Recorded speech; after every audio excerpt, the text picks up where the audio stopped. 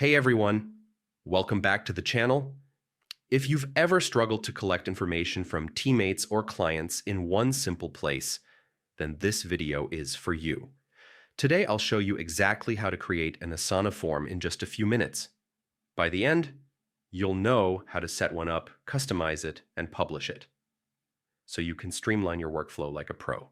Step 1, log into Asana first, open your browser, and head to the Asana homepage. Enter your email, continue, and then log in with your password. Once you're inside, you're ready to get started. Step 2, navigate to your project. Choose the project where you want the form to live.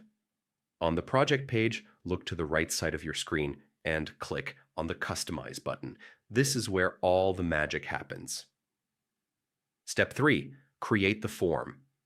In the Customization menu, find the Forms section and click it. Then hit Add to create your new form. Give your form a clear, descriptive name so everyone knows what it's for. Now it's time to add your questions. Click Add Question or use the plus button. You can choose from different response types like text fields, multiple choice, or drop-downs, depending on the info you need. The drag and drop interface makes it super easy to reorder your questions and keep things organized. Step 4, publish the form. Once you're happy with how it looks, click Publish. You'll find this option at the top or bottom of the form editor.